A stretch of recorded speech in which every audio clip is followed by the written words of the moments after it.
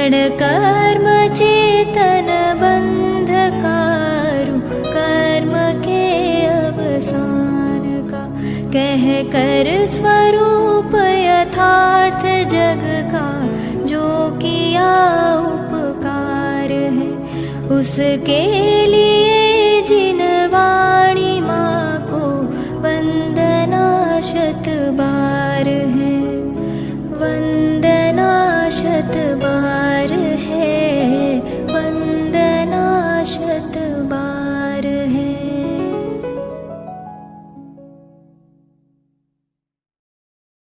ओम नमस्तेभ्यः, ओम नमस्तेभ्यः, ओम नमस्तेभ्यः।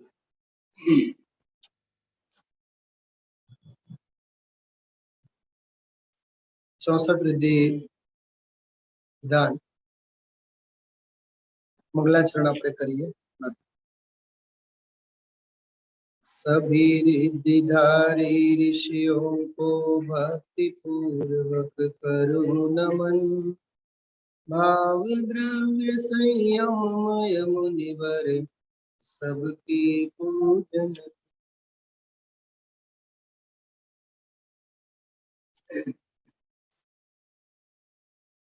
सभी रिद्धिधारी ऋषियों को भक्ति पूर्वक करो नमन, भाव द्रव्य संयम मय मुनिवर सबकी आज करो पूजन। अद्भुत पंक्तियों 64 रिद्धिधारी विधान में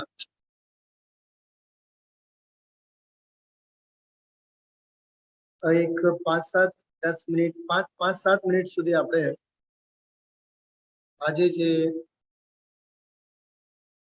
12મી અને 13મી ગાથા વચ્ચેના સંધિવાળા જે કળશો છે એ કળશોના ક્રમમાં છઠ્ઠો કળશ 6 નંબરનો જે કળશ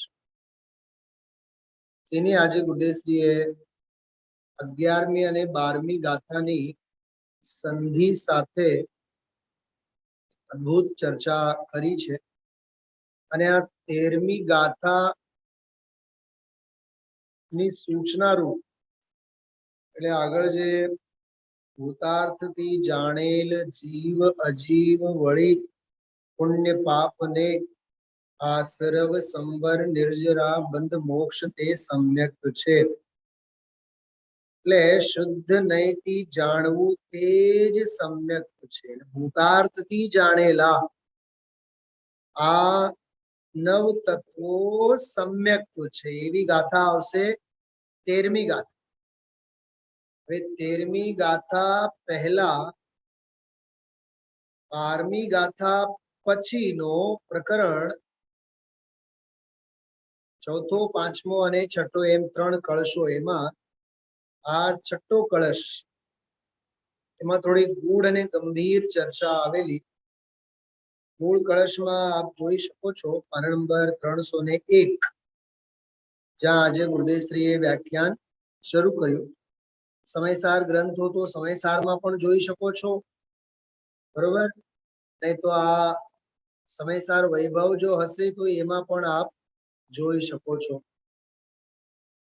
કળશમાં એવું લખે છે આમાં આચાર્ય, એકત્વે નિયતસ્ય શુદ્ધ નયતો વ્યાપ્તુર્યદસ્યાત્મનઃ પૂર્ણ જ્ઞાન ઘનસ્ય દર્શન મિહ દ્રવ્યાંતરેભ્ય પૃથક। આખી પ્રયોગ પદ્ધતિ આમાં બતાવી છે।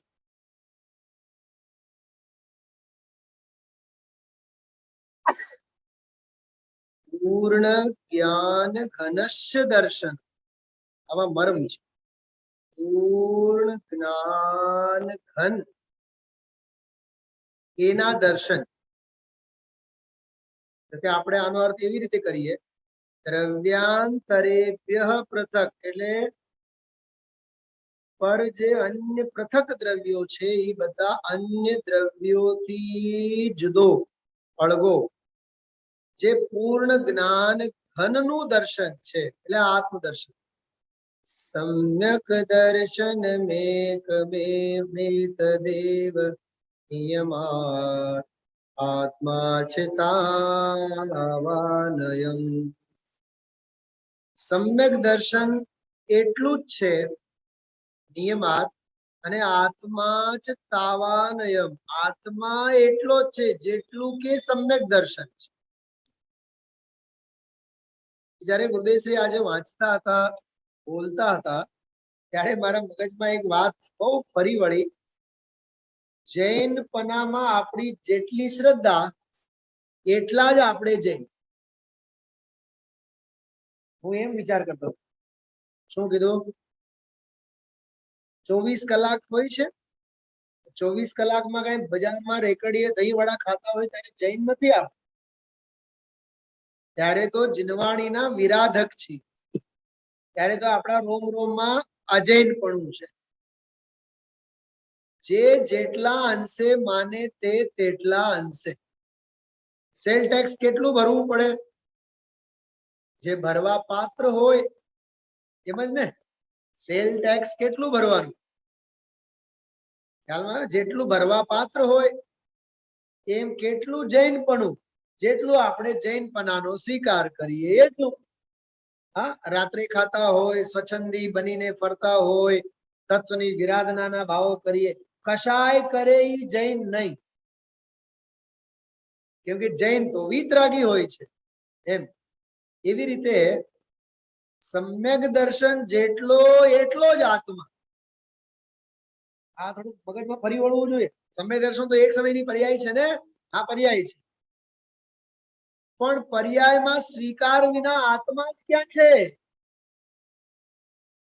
એક શુદ્ધ નિશ્ચયને આશ્રિત શુદ્ધ સ્વભાવને સ્વીકાર કરવો. પણ કરે કોણ? કરવો ઈ બરોબર છે, પણ કરે કોણ? કરે પર્યાય ને. તો પર્યાય કરે શું સ્વીકારમાં?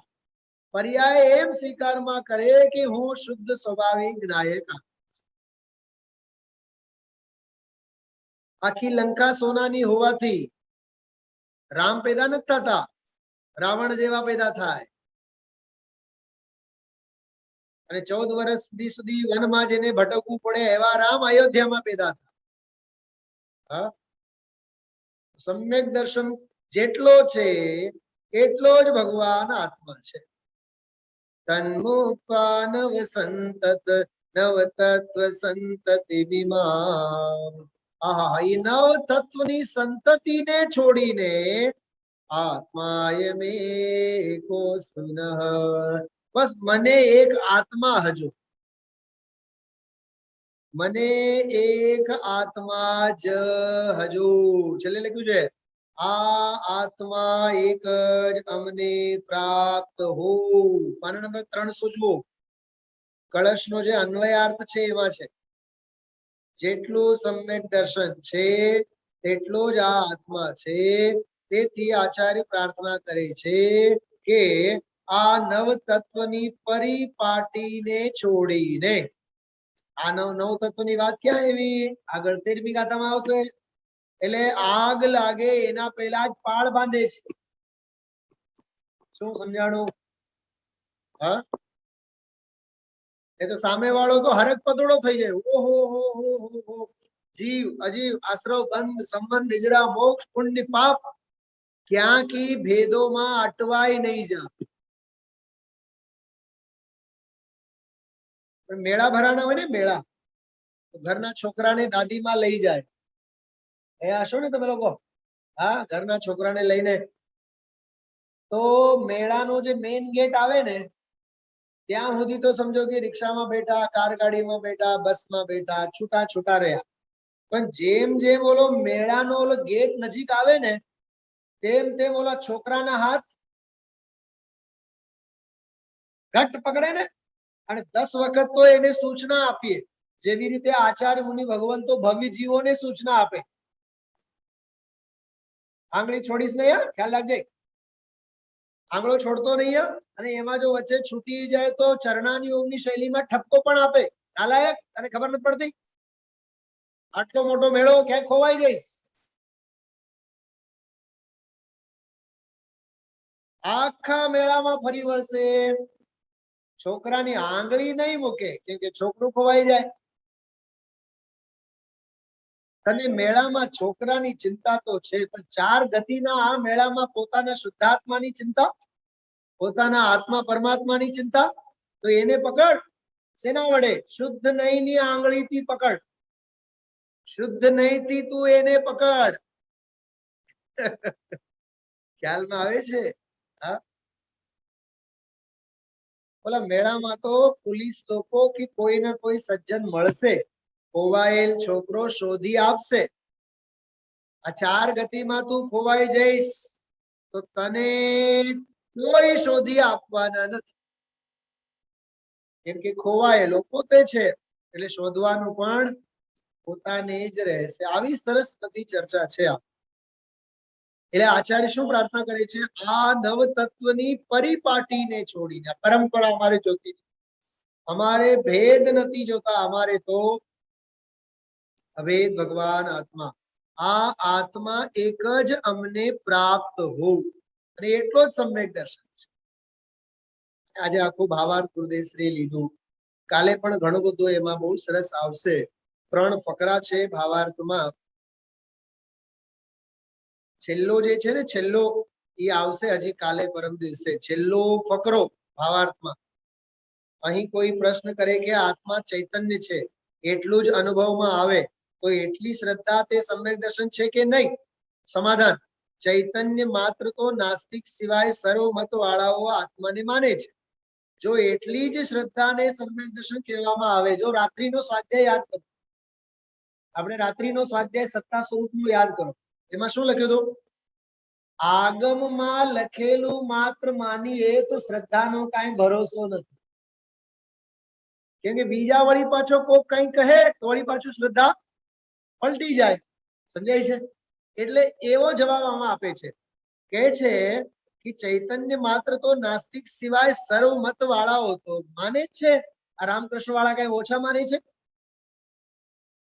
એટલે ઘણા અહીંયા આવતા આવતા પણ ઓલા રસ્તે ચડી જાય. નહીં, રામકૃષ્ણમાં પણ બહુ સારું છે. ઓહો વિવેકાનંદ, ઓહો પરમહંસ. અટકવાના રસ્તા ઘણા છે. હું તમને ખરેખર કહું, બધાની બહેનો, ઘણી વખત મારી અગ્નિ પરીક્ષા કેવી થાય? તમારા પાડોશી, હા, ઘણી વખત અગ્નિ પરીક્ષા એવી થાય. એક વખત તો એવું બન્યું, શ્રુત પંચમી ના દિવસે, આપણી શ્રુત પંચમી, સવારે અહીંયા આટલી સરસ પૂજા વગેરે આપણે કરીને ગયા હોય, અને ત્યાં પહોંચ્યા સ્કૂલે તો સ્ટુડન્ટ્સ, છોકરાઓ બધા લાઈનમાં ઉભા હતા. તો પ્રિન્સિપલે મને સૂચના આપી, મને કહે કે શાસ્ત્રીજી, આ બધાને છે ને લઈને આપણે રામકૃષ્ણ આશ્રમમાં જવાનું છે. પછી મેં થોડીક વાર એવું નાટક કર્યું, છલ રીતસર. બેન છે ને, હમણાં ઘરેથી ફોન આવ્યું છે, અર્જન્ટ છે, મારે અડધી રજા ઉપર જવું પડે એવું છે. રીતસર ભરતભાઈ, આ ચિન્માણી છે, હાથ મૂકીને કહું છું, હું રજા મૂકીને ઘરે આવતો રહ્યો.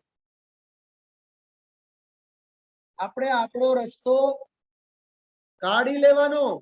ગ્રહિત મિથ્યાત્વના પોષક નિમિત્તો સેંકડો ને હજારો બધા ઉભા છે, મગરમચ્છની જેમ મોડા ફાડીને. ઓલા ઢોલરા નામનું ગામ નથી? ઢોલરા, હા, રાજકોટના બહાર છે ને, આપણે ભાગોળે. હા, વૃદ્ધાશ્રમ માટે બહુ પ્રસિદ્ધ છે. હા, તો ત્યાં વૃદ્ધાશ્રમમાં એક વખત સ્કાઉટ કેમ્પની 3 દિવસની શિબિર હતી અમારા સ્ટુડન્ટ્સ લોકો. તો એક દિવસ બપોરે બધાને રજા આપી દીધી, અને વહેલા રજા માટે આપી કે 5 વાગે કોલેજમાં ભેગા થઈને ત્યાંથી પછી જવાનું હતું. અને ત્યાં રાત્રે પછી 2 કલાકનું યજ્ઞ હતું, હવન. ઘરે આવીને મેં શ્રીમતી પાસેથી ફોન કરાવડાવ્યો પ્રિન્સિપલને કે સાહેબની તબિયત ખરાબ નથી, બહુ તાવ છે. તાવ બહુ કઈ નતું, તબિયત ખરાબ છે એટલે ન આવી શકે. રાત્રે આપણે સ્વાધ્યાય લીધું તે દિવસે. આ 2-3 વર્ષ પહેલાની વાત છે. ખરેખર એટલે કહેવાનો અર્થ એવું છે, ગ્રહિત માંડ તો આ સાચા દેવગુરુ ધર્મનું પંથ આપણને મળ્યું છે. તો શા માટે ગ્રહિત મિથ્યાત્વના રવાડે આપણે ચડવાનું? અનુમોદના શા માટે કરવાનું? હા, એટલે અન્ય મત વાળા પણ ચૈતન્યને માને છે, નથી માનતા એમ ચૈતન્ય મહાપ્રભુ, પેલા તમારા બેંગાલ વાળા ચૈતન્ય મહાપ્રભુ. હા, એટલે અહીંયા એમ કે છે કે જો એટલી શ્રદ્ધાને સમ્યક કહેવામાં આવે તો તે સૌને સમ્યક તો થઈ જશે. તેથી સર્વજ્ઞની વાણીમાં જેવું, જો સર્વજ્ઞની વાણીમાં જેવું આત્માનું પૂર્ણ સ્વરૂપ આવ્યું છે, કહ્યું છે, તેવું શ્રદ્ધાન થવાથી જ પોતાની મગજમારીથી દવા લઈશ નહીં, મરશો. કોની સલાહથી દવા લેવાય? હા, ડોક્ટરની સલાહથી દવા લેવાય. એમ સર્વજ્ઞ ભગવાનનો ઉપદેશ જ જીનવાણીમાં સાચી હે મેરી જીનવાણીમાં. યાદ રાખજો, આ જીનવાણીનું જ માનવાનું, અને જીનવાણીનું પણ જે ભેદોના કથનો જે છે એમાં ગરકાવ નહીં થઈ જવાનું. અભેદ શુદ્ધાત્માને માનવા. આવો આ ગજબનો પ્રસાદ આ 6 નંબરના કળશમાં આજે આપ્યું છે. હા, કરીએ તો કથા કલાક ઓછું પડે એવું છે. અને આપણે 64 રિદ્ધિ વિધાનમાં સરસ આજે ઔષધિ રિદ્ધિનો વિષય લેવાનું છે. આપ સૌ જોજો, ધ્યાન આપજો. હમણાં હું આપ સૌની સામે સ્ક્રીન ઉપર પણ મૂકું છું ઔષધિ રિદ્ધિ. એક બહુ સરસ મજાની વાત કરું છું. કેટલાક તો સુરત વાળા બેઠા છે, મુંબઈ વાળા બેઠા છે. જો રોગ 2 પ્રકારના છે. ભાનુબેન આ લખી રાખવા જેવું છે. એક આધિ ભૌતિક રોગ, બીજા આધ્યાત્મિક રોગ. બિલકુલ નવો પ્રમેય છે. મેં આજે સ્વાધ્યાય પૂજામાં પણ 10 મિનિટ સુધી આની ચર્ચા કરી હતી. એક રોગ છે આધિ ભૌતિક અને બીજો છે આધ્યાત્મિક.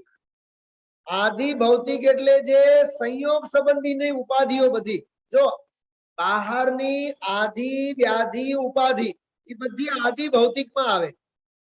શરીરે જે રોગની વાત આવે, જેમ કે અત્યારે મહામારી, હા, તાવ, શરદી, તબિયત ખરાબ, આ તે, એ બધી આધિ ભૌતિકમાં જાય.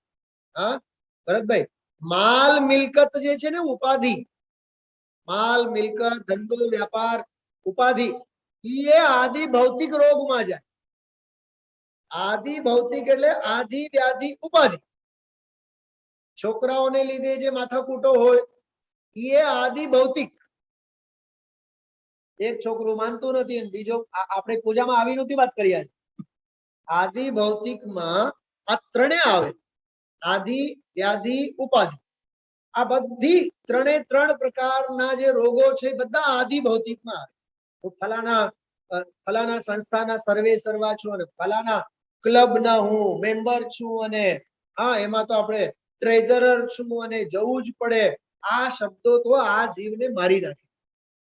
હા, હું તો સેક્રેટરી છું અને હું તો ટ્રેઝરર છું. હા, હું તો કોષાધ્યક્ષ છું. જો આ પદની ઉપાધિને વાહે આ જીવ દોડતો જાય. અને સંસ્થાઓ પણ બહુ તૈયાર છે દુનિયાભરની, એને એક પદ આપી દે એટલે આખી જિંદગી કાળી મજૂરી કરતો રહે. હું ઘણી વખત છે ને જામનગર જયારે જાઉં, જામનગરમાં આપણા વિપિનભાઈ છે, વિપિનભાઈ વાધર. એક વખત એના ટેબલ ઉપર જમવા ગયો હતો. ઘણી વખત આમ તો ગયા. ટેબલ ઉપર એક કાગળ મૂકેલો, જેમ ઓલા હોટલમાં મેનુ હોય ને મેનુ, તો એ કાગળ ઉપર તે દિવસે એને ક્યાં કેટલા વાગે જવાનું છે એની 8-10 ની લિસ્ટ હતી. મેં ફોટો પાડી લીધો એનો, એને કીધા વિના ફોટો પાડીને પછી બેઠા. અમે બહુ લાગણી છે એટલે હું આમ મોબાઈલ કાઢી પછી મેં એના ટાઈમિંગ અને એના શેડ્યુલ એ બધું થોડુંક એને કીધું. મને કહે કે શાસ્ત્રીજી તમારી પાસે ક્યાંથી આવ્યું બધું આ? મેં કીધું મારી પાસે નથી, તમારી પાસેથી જ આવ્યું છે. ક્યાં, કોણે તમને આપ્યું મને કે? તો તમારા ટેબલ ઉપર જો, મેં કીધું તમારા ટેબલ ઉપર જ રાખેલું છે. આટલા વાગે ત્યાં જવાનું, પછી દાંત કાઢ્યા અને કે સાહેબ શું કહીએ, હા ઓલા ગામમાં સ્કૂલ ખોલી છે ત્યાં અધ્યક્ષ છીએ, ઓલા ક્લબ છે ત્યાં સેક્રેટરી છીએ, બધા પદો. મેં કીધું તમારે આ એક ભાવમાં બધા પદો ભૂસવીને જવાના છે?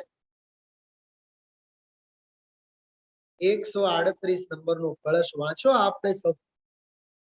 જે રાગના પદમાં અનાદિ કાળથી સુઈ રહ્યા છો તે બધા અપદ છે, અપદ છે, અપદ છે. હા ભરતભાઈ સાવચેત રહેવું. હા એ તો પૈસા પૈસા બધું જોઈને અને બધું બહારનું તામ જામ જોઈને બધા ઈચ્છે કે આને ફલાનું પદ આપીએ ને એટલે ગધેડાની જેમ જોઈએ જ નહીં. મેં મારા જિંદગીમાં ભલે ને એવરી યર ક્લાસમાં ફર્સ્ટ રહ્યો, પણ ક્યારે મોનિટર નહોતો રહ્યો. નમસ્તે સ્કૂલમાં મોનિટર કોણ હોય?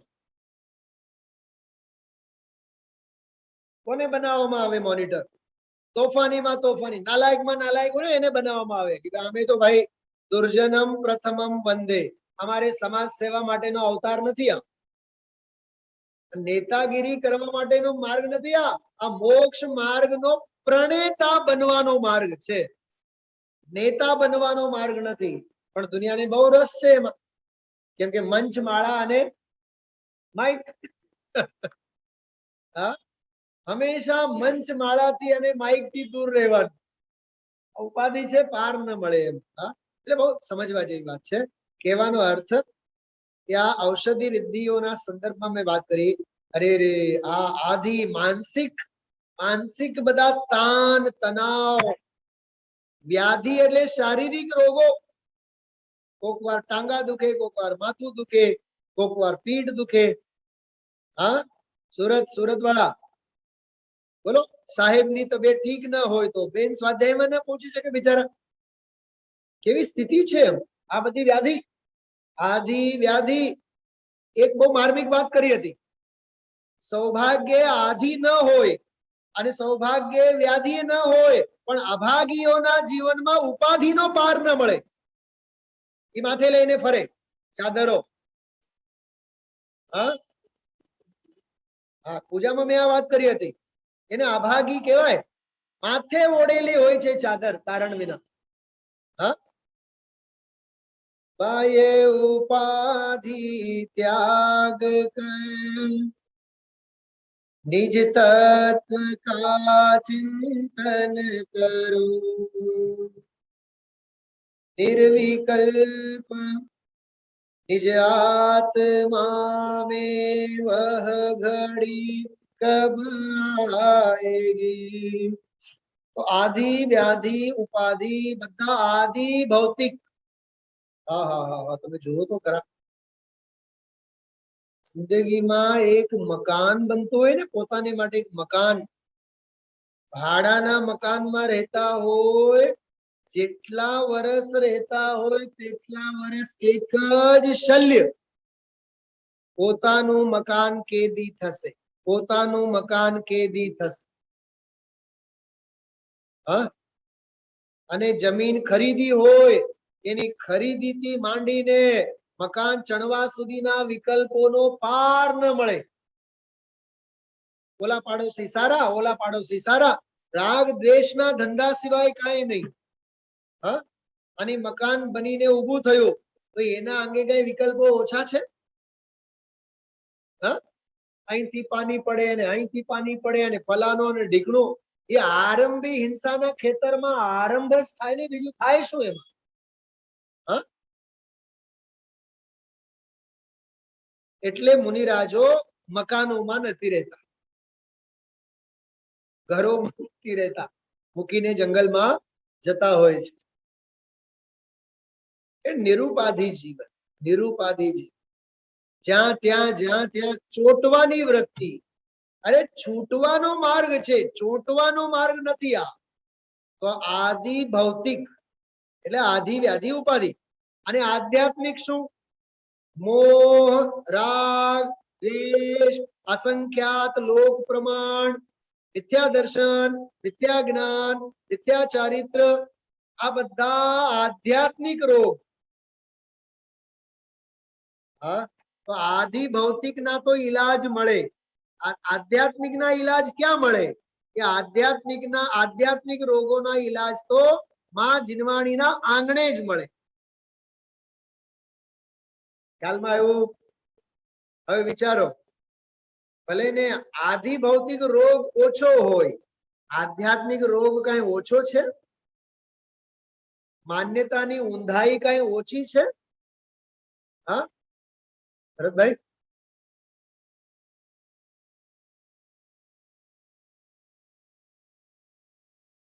કીડી હોય ને કીડી,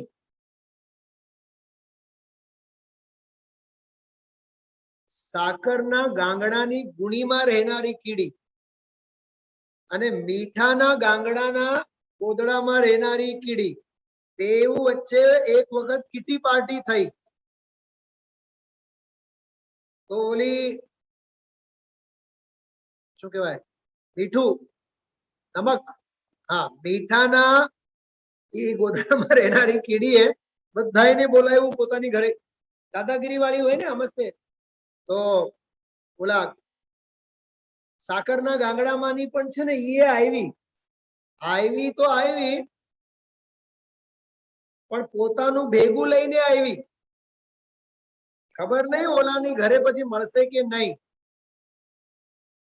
તો એ મીઠાના ઘરમાં રહીને સરસ પોતાનો સ્વાદ ચાખીને ત્યાંથી ગઈ. હવે વારો આવ્યો મીઠાના સાકરના ગાંગડામાં રહેનારી કીડીને બીજા બધાને બોલાવવાનું. ભાઈઓ વચ્ચે એમ જ હોય ને, આજે તમે અમારી ઘરે આવ્યા, હવે તમે તમારી ઘરે. હા, તો બધાએ પહોંચી ગયા સાકરના ગાંગડાની ઘરે. તો મીઠાના ગાંગડાના ઈ જે એમાં ગુણીમાં રહેનારી કીડી પોતાના દાંતમાં મીઠાનો પણ એક નાનકડો કટકો ભેગું લઈને ગઈ. કેમ ન કરે નારાયણ ત્યાં નહીં મળે તો પાર્ટી બાર્ટી થઈ, બધાયની કન્યા વિદાય નો સમારોહ.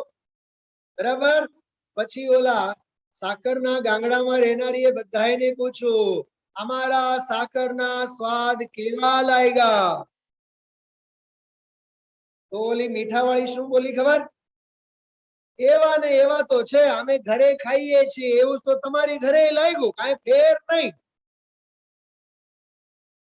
તો સાકરના ગાંગડાના ઘરે જઈને પણ નવરા ધૂપ સાવ. હા, કેમ? કેમ કે પોતાનો અભિપ્રાય ભેગું લઈને ગયા હતા. એમ અહીંયા સ્વાધ્યાયમાં પણ આવીએ, મંદિરમાં આવીએ, પૂજામાં આવીએ, એવા ને એવા પથ્થર જેવા જ પાછા જવાનું.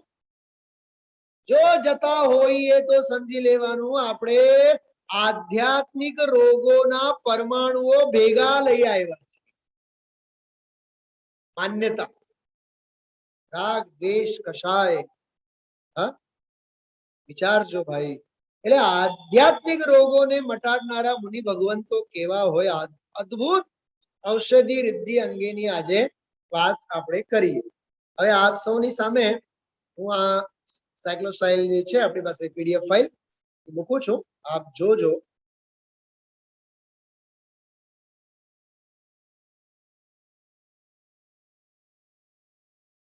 ઘણી બધી ચર્ચા આપણે પૂરી થઈ છે. એક એક દિવસ એક એક રિદ્ધિ અંગેની જ આપણે બધી ચર્ચા કરતા જઈએ છીએ.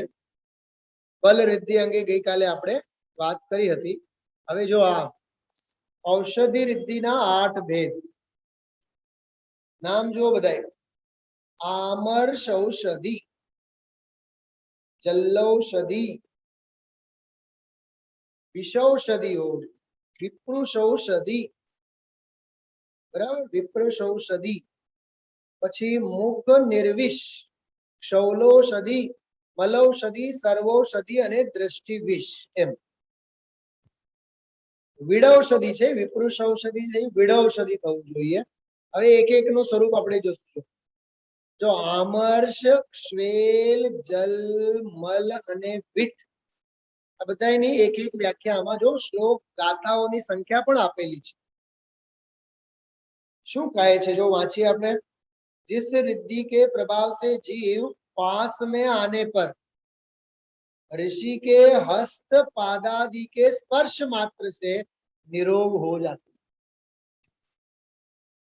जो ये रिद्धिधारी मुनिराज केवल अड़े ने अड़ता वेता सामे वाળાનો રોગ દૂર થઈ જાય, આવી રિદ્ધિ છે આ, બરોબર?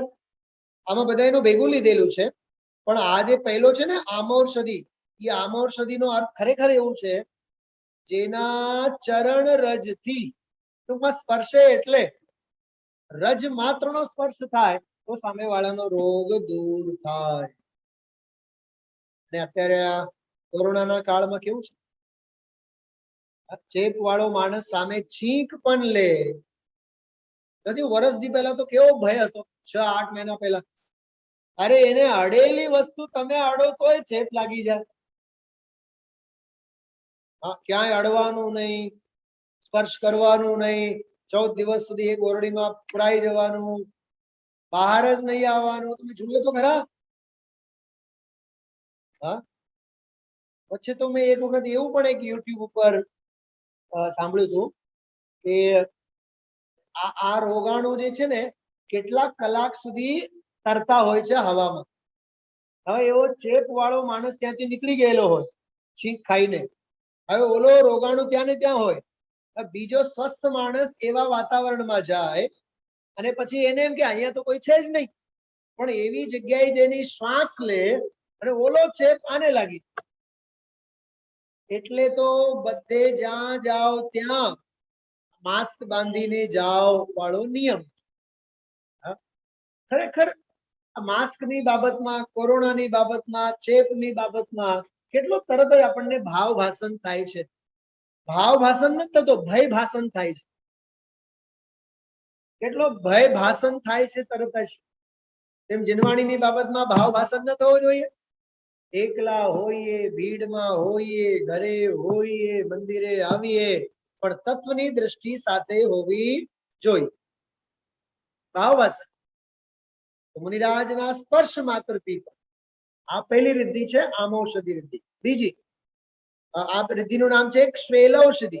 શ્વેલ, શ્વેલ એટલે થાય છે થૂક. એટલે મુનિરાજની થૂક પણ અડે ને તોય સામેવાળાના રોગ દૂર થાય.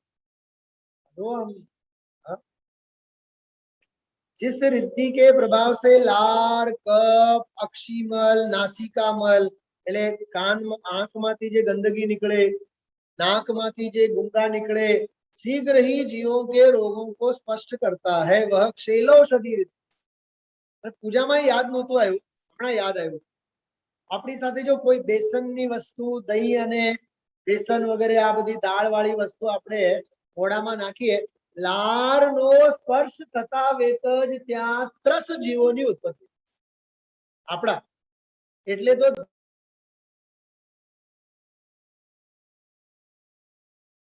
કેવી આપણી, અને ત્યાં મુનિરાજોના લારની સાતિશયતા કેવી, સામેવાળાનો રોગ દૂર થાય. એટલે આ સંસારી જીવનો અંગ અંગ હિંસા માટે જ છે. હા, ધાતુ, ઉપધાતુ, અંગ અંગ બધા. અને મુનિરાજોના ધાતુ, ઉપધાતુ, અંગ વધે બધા ધર્મની પ્રભાવના માટે છે, વાત્સલ્ય અંગ માટે છે, પ્રભાવના અંગ માટે છે. સામેવાળા રોગી સ્વસ્થ થઈ જાય. પસીને સે આશ્રિત અંગરજ, જો અંગરજ જલૌષધિ એટલે પસીનો. સમજજો, આપણા શરીરના પસીના પરસેવો જે છૂટે કેવું દુર્ગંધ મારે. સવારના પહેરેલા કપડા બપોર સુધી આપણે બજારમાં રખડી આવીએ એટલે આવીને એને ધોવા નાખવા પડે.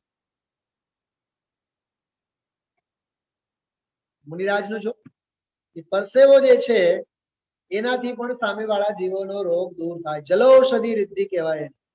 પછી મલૌષધિ, જો જીભ, હોઠ, દાંત, નાસિકા, પાયરિયા રોગ થાય દાંતમાં.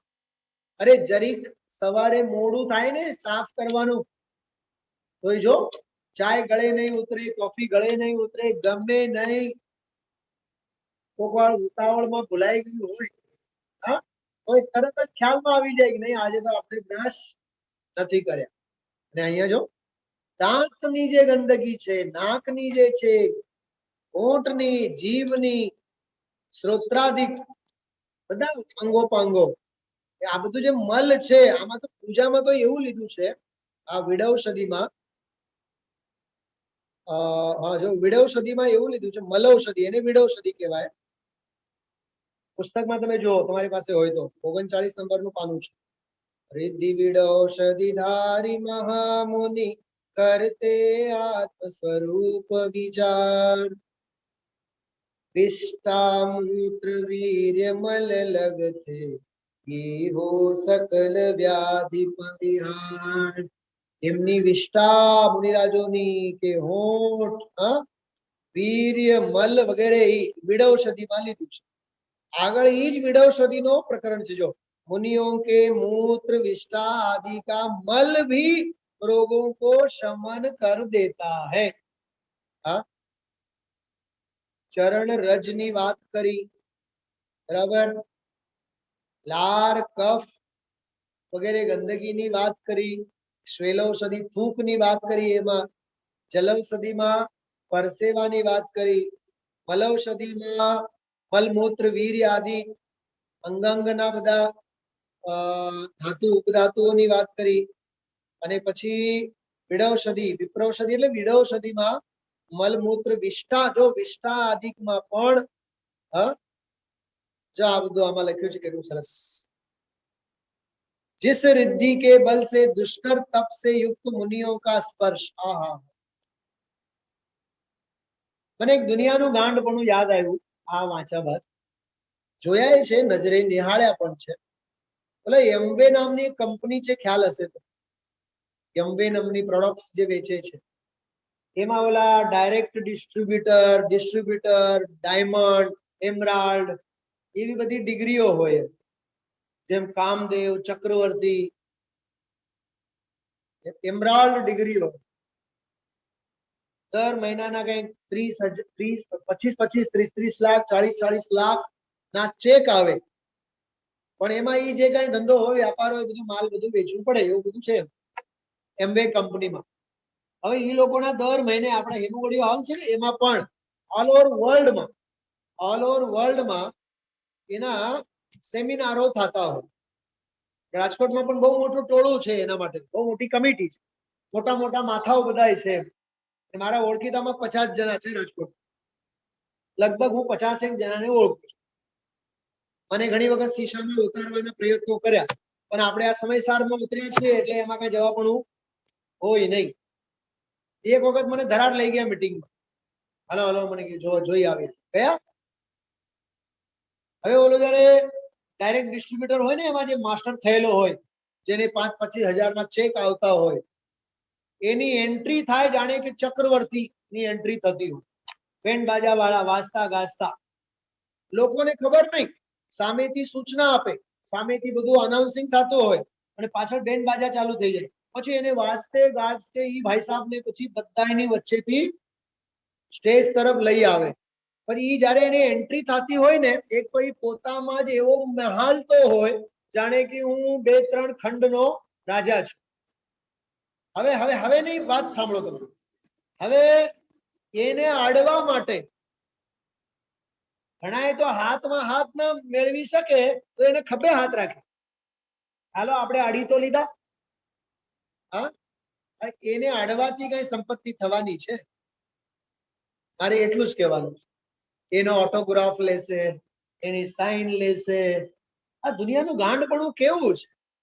હા, અરે અહીંયા કહે છે, આવા રિદ્ધિધારી મુનિઓનો તથાસ્તુ કરીને તારા માથે હાથે પડી જાય ને, તોય તારું ભલું ભલું થાય. પણ આ બધી સંયોગની વાત છે, યાદ રાખજો. હા, મને વાત કરો ભાઈ ભરતભાઈ, તમે તમારા બંગલામાં જયારે જાઓ છો, ઘરે તમે પગ મૂકો છો, ત્યારે પગ મૂકતા પાપ છે, જોતા ઝેર છે, માથે મોત ભમે છે, એવું અનુભવ થવું જોઈએ કે નહીં? એવો અનુભવ થવો જોઈએ કે નહીં આપણને? ઓકે. અને મંદિરમાં જયારે પગ મૂકો ત્યારે એમ લાગવું જોઈએ કે ઓહો, પગ મૂકતા પુણ્ય છે. સમજાય છે? જોતા સમય સારની 12મી 13મી ગાથા છે, માથે સિદ્ધ શિલા હમે છે. એમ વિચારીને તું રોજ સ્વાધ્યાયમાં આવજે.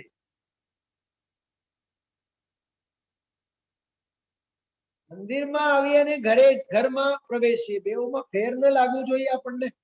બસ એટલું જ, પગ મૂકતા પાપ છે એમ લાગવું જોઈએ કે અરે આ ધરતીનો સ્પર્શ પણ ધન્ય કરી મૂકે એમ. એ મુનિરાજનો જો જલ વાયુ, અરે મુનિરાજના શરીરને અડેલું વાયુ પવન એ આપણને અડે તોય સામેવાળા જીવને, આગળ જો હજી, रोम नख आदि व्याधि के हरने वाले हो जाते हैं, वह सर्वौषधि रिद्धि. 7મી 8મી जो मुख निर्विष એટલે એમની મુદ્રા, મુનિરાજની મુદ્રા પણ दिन रात आत्मा का चिंतन, मृदु संभाषण में वही कथन, निर्वस्त्र दिगंबर काया से भी प्रकट हो रहा अंतर्मन, उग्र विष से मिला हुआ भी आहार जिनके मुख में जाकर निर्विष हो जाता है. जो આ વાત પૂજામાં પણ આપણે નહોતી કરી કે સામે વાળો ઝેર ભેળવીને પણ આહાર આપે ને તો એમના મોઢામાં જઈને એ અમૃત બની જાય. દુનિયામાં બહુ પ્રસિદ્ધ દૃષ્ટાંત છે. હીરાબાઈને વિષના પ્યાલા પાયા, રાણાજીએ મોટે ધર્યા તો થયું હોય ન થયું હોય આપણી પાસે કઈ કન્ફર્મેશન નથી. હા, સુરદાસ પાસે અને તુલસીદાસ પાસે હશે, આપણી પાસે નથી, અને આપણે એવી કોઈ કન્ફર્મેશન રાખતા પણ નથી. પણ આ વાત તો પાકી છે, ઝેર ભેળવીને સામેવાળો જો આપે ને આહાર, મુખમાં મુનિરાજને તો ખબર જ નથી કે એમાં ઝેર છે, પણ એવા રિદ્ધિધારી હોય એ મુખમાં જાય એટલે તરત જ અમૃત બની જાય. એને કહેવાય आस्याविष. बोलो, निर्विष થઈ જાય. अथवा जिस रिद्धि के प्रभाव से बहुत व्याधियों से युक्त जीव ऋषि के वचन को सुनकर ही झट से निरोग हो जाया करते हैं, इन्हें वचन निर्विष कહેવાય. वचन निर्विष, वचनामृत वितरागना, परम शांत रस मूળ, औषधि जे भव रोगना. जो औषधि जे भव रोगना કાયર ને આ વચન રિદ્ધિની વાત છે, ઔષધિ રિદ્ધિ છે. કદાચિત શ્રીમદજીને ખ્યાલ હોય કે ખબર નહીં, અત્યારે સ્વર્ગમાંથી જાણતા હશે કે સુનિલભાઈ શાસ્ત્રી તો એનો અર્થ આવું કરે છે. वचन रिद्धि ની વાત છે, એ તો औषधि रिद्धि ની વાત છે. रोग और विष से युक्त जीव जिस रिद्धि के प्रभाव से झट देखने मात्र से ही निरोगता और निर्विषता को प्राप्त कर लेते हैं, इन्हें दृष्टि निर्विष रिद्धि કહેવામાં આવે. હા, આપણે બીમાર હોઈએ, ઘરના તો બધા વળગેલા જ હોય, પણ કોઈ વિદ્વાન આવે આપણી પાસે. હા, હીરાચંદ માસ્ટરજી બીમાર હતા, 6-7 દિવસ ગુરુદેવશ્રી રોજ ખબર અંતર કાઢવા જતા. એને ખબર પડી કે ગુરુદેવશ્રી બહાર આવી ગયા છે મળવા, તો ઊભા થઈને બેસી જાય. ક્યાંથી આવે તાકાત, ક્યાંથી આવે આત્મવિશ્વાસ? યા મહાપુરુષોના પગ પડે, પગલા પડે એટલે સામેવાળાને ખ્યાલમાં આવ્યું. આવું બધું આ સાધનાના ફળમાં મુનિ ભગવંતોને રિદ્ધિ સિદ્ધિઓ હોય છે. છતાં એક વાત, આ બધી નકામી રિદ્ધિઓનો તેઓ ક્યારે પ્રયોગ કરતા? સરસ રાજકોટમાં એક હોસ્પિટલ ખોલે તો કેટલી દુકાન હાલે પ્રકાશભાઈ?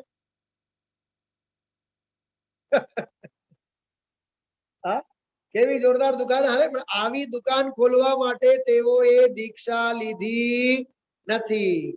દુનિયાનું ભલું કરવા માટે તેઓ નીકળ્યા નથી, પોતાનું ભલું કરવા માટે તેઓ નીકળ્યા છે.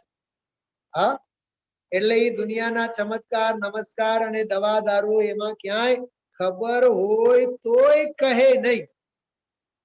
સહેજે સામેવાળાનો એવો પુણ્યનો ઉદય હોય, દૂર થાય, વસ્તુ જુદી છે.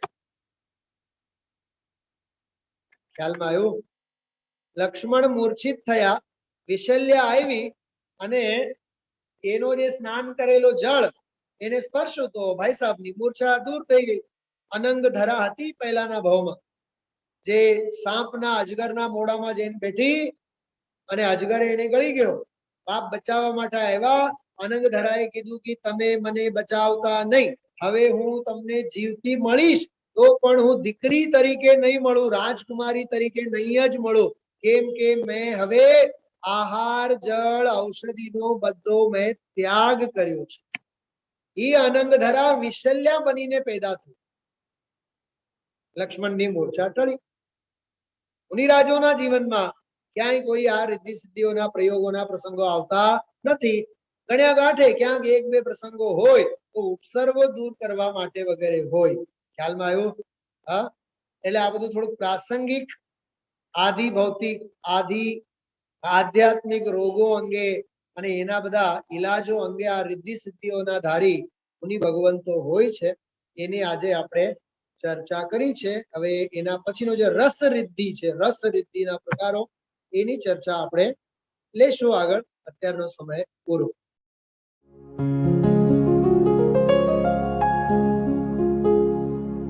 निज निधि निज में बताए यह अनंत उपकार है, उसके लिए जिन वाणी माँ को वंदना शत बार है, वंदना शत बार है, वंदना शत बार है.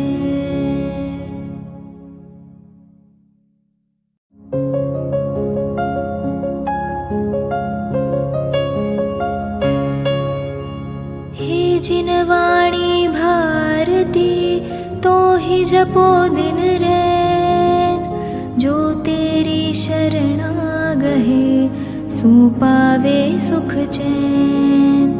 जा वाणी के ज्ञान ते सूझे लोकालोक, सो वाणी मस्तक नवो सदा देत हो ढोक, सदा देत हो